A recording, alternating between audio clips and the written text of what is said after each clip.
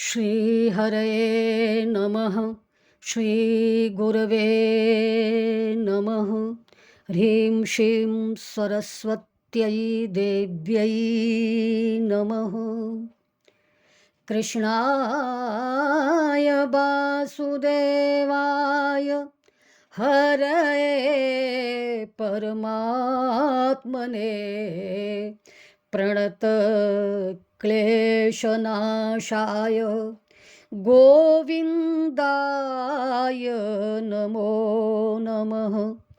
सच्चिदानन्दरूपाय विश्वोत्पत्त्यादि हेतुवे तापत्रय विनाशाय श्रीकृष्णाय वयं नुमः।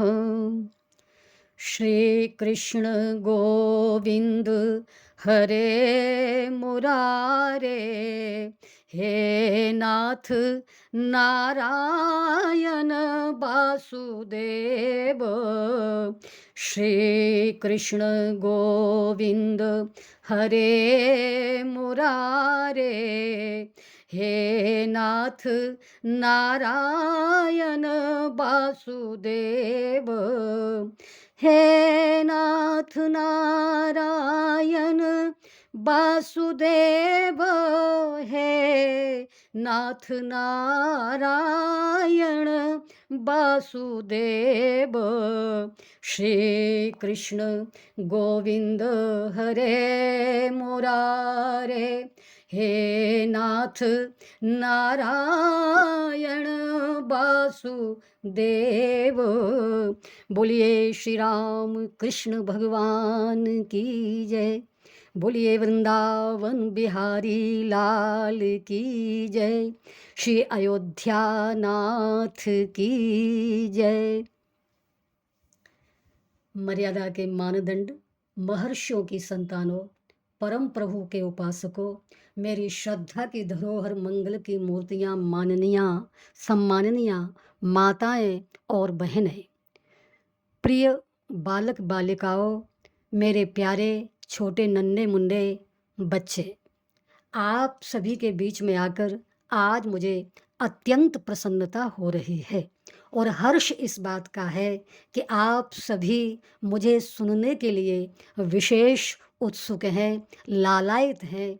तो मैं भूमिका में अधिक समय न लेती हुई श्रीमद् भागवत के 10वें स्कंद प्रथम अध्याय की उस चर्चा को सुनाती हूँ, जिस दृश्य को देखकर मैया यशोदा आश्चर्य में पड़ गई।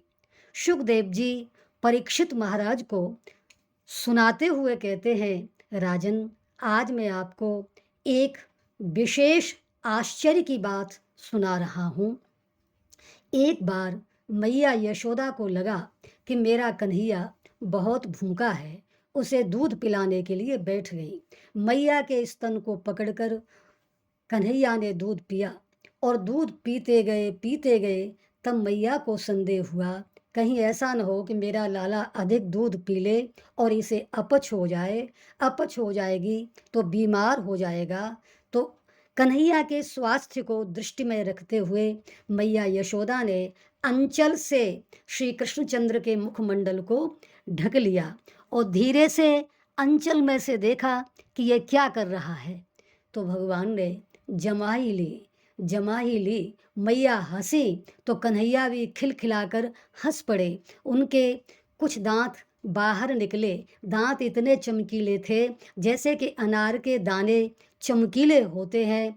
मैया और हंसी तो कन्हैया और खिलखिला करके हंसे तो उनका मुख खुला। जैसे ही मुख खुला तो माता ने ये दृश्य देखा। और दृश्य क्या था? सारे संसार के लोग उनके मुख कमल में दिखाई दिए।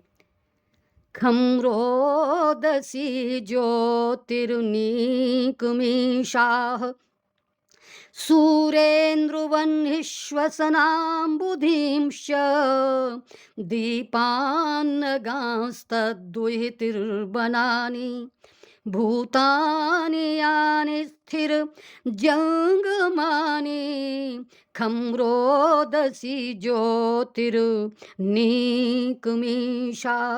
संपूर्ण धरा, संपूर्ण नक्षत्र मंडल, सूर्य, चंद्रमा, अग्नि, पवन, सागर, द्वीप, पर्वत, आकाश, सारा संसार प्रकृति मंडल कन्हैया के मुख में यशोदा मैया को दिखाई दिया। सुखदेव जी कहते हैं, सावीक्ष विश्वम सहसा राजन संजात वे पथु सम्मील्य मृगशा वाक्षी नेत्रे आसीत सुविस्मिता। ठीक यही दृश्य श्री रामचरितमानस में उपस्थित होता है। गोस्वामी श्री तुलसीदास जी ने भगवान मर्यादा पुरुषोत्तम श्री राघवेंद्र के आविर्भाव के समय, प्राकट्य प्रादुर्भाव के समय, उस समय का चित्रण करते हुए बताया है कि प्रभु श्री राघवेंद्र के प्रत्येक अंग में उन्होंने अनंत कोटि ब्रह्मांडों का दर्शन किया। तब कौशल्या मैया आश्चर्य में पड़ गई।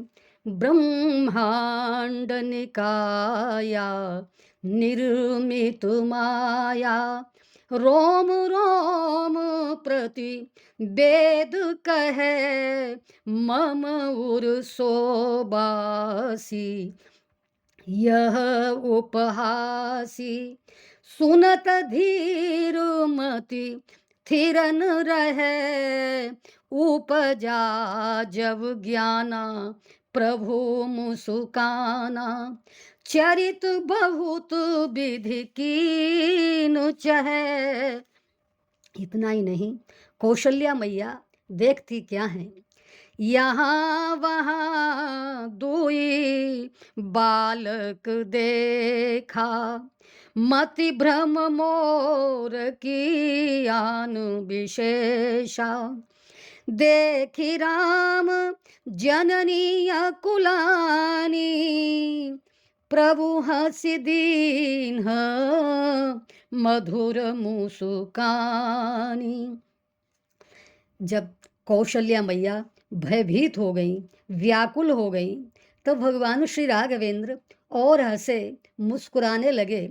और केवल मुस्कुराए ही नहीं, उन्होंने मैया को कौन सा स्वरूप दिखाया, दिख रावा मातहि निज अद्भुत रूप अखंड रोम रोम प्रतिलागे कोटि कोटि ब्रह्मांड।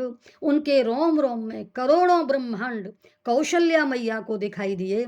इतना ही नहीं, अग्नित रवि शशि शिव चतुरानन बहुगिरि सरित सिंधु महिकानन काल कर्म गुण ज्ञान सुभाऊ सो देखा जो सुनान काहू।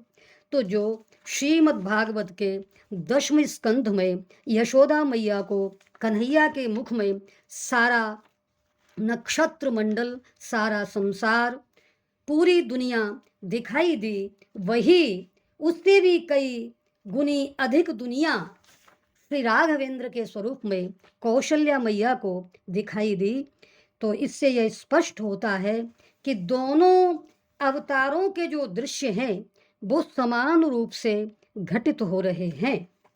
जब यशोदा मैया ने कन्हैया के मुख में सारे संसार को देखा तो भयभीत होकर कहने लगी, हे प्रभु, मेरे बालक के मुख में ये कौन सी आय बलाय आ गई है?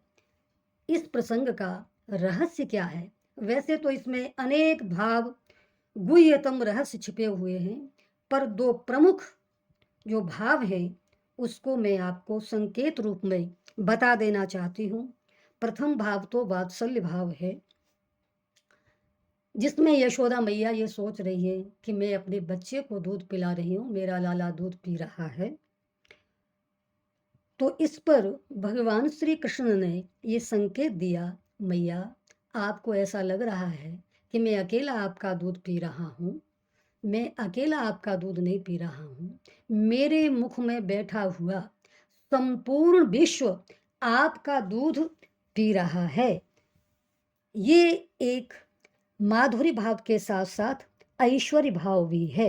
मानो इस घटना के माध्यम से भगवान ने ये बताना चाहा, मैया, यद्यपि मैं आपका लाला हूँ, आप मेरी मैया हैं, पर मेरा संबंध केवल आप तक ही सीमित नहीं है, ब्रज तक ही सीमित नहीं है।